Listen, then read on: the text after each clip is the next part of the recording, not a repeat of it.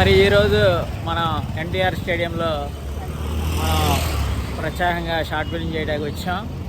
మరి దానికి మన అజయ్ గారు అలాగే దిమ్మిడి శ్రీనివాసరావు గారు ఇందులో ఆర్టిస్టులుగా చేయబోతున్నారు. మాట్లాడండి సార్ అజయ్ గారు. అంటే గంజాయి వలన ప్రజలు తప్పుదారి పడుతున్నారు కాబట్టి ఆ గంజాయి వ్యక్తులు అమ్మే వాళ్ళ మీద ఒక పోలీసులకి ఫేవరబుల్గా ఒక షార్ట్ ఫిల్మ్ తీయాలని శ్రీకుమార్ గారు తలపెట్టారు. దానికి మా సహకారం అందిస్తున్నాం. దీంట్లో చక్రవర్తి గారు కూడా చేస్తారు. ఈ డ్రగ్స్ అనే భూతం ఈరోజు యువతను కబళించేస్తుంది.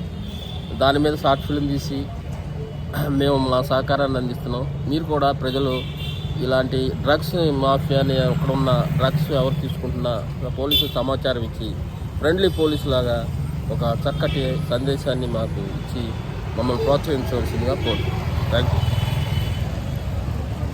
Thank you sir. Thank you very much.